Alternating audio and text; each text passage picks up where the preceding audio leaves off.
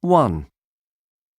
If the internet hadn't changed everything, most people would never have discovered independent travel.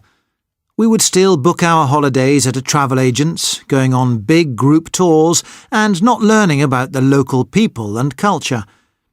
Now, of course, we can just book everything cheaply online, going where we want, when we want. It's great to be independent, and new websites make it easier for you to spend more time with the local people and get to know them too. You can pay to stay in someone's house, living with their family. And when you need to go somewhere, you can use your smartphone to ask for a ride. Someone from the local area will come and drive you to your destination in their own private car. 2. How was the school trip? Great! I wouldn't have gone to the Riverside Museum if the school hadn't taken us, but it was really interesting.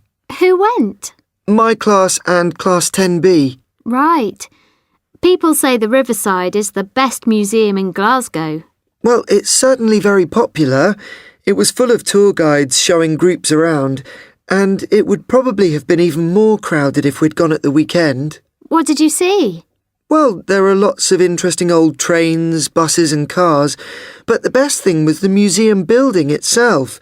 It's an amazing place, designed by a famous architect called Zaha Hadid. 3. From kayaking on Lake Windermere to art lessons and learning how to climb, the Lakelands Activity Centre has it all. There are activities for all ages at the centre, so you'll certainly find something to do, enjoying amazing views and great company at the same time. We're right next to Lake Windermere, quite possibly the prettiest place in Britain. Both school groups and families can stay at the centre campsite, sleeping under the stars. Or you can enjoy the comfortable rooms at the Lakeview Hotel, recently built nearby. We're open every year from April to October, so come along. There's something for everyone at the Lakelands Activity Centre. 4. Right. Well, our bus is getting close to Nuwara Eliya, one of the highest and coolest places in Sri Lanka. This makes it a great place to grow Sri Lankan Ceylon tea. But the town wouldn't have become famous for tea if one man hadn't brought tea plants here from China in 1847. His name was James Taylor, and we'll hear more about him later. Now, before we arrive in Nuwara Eliya, we're going to stop at a tea factory and farm. There we'll take a short tour, learning how tea is produced. Then we'll have a nice cup of the world's best tea. 5.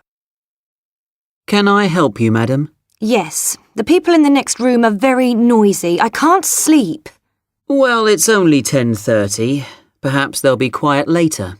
They weren't quiet last night, though.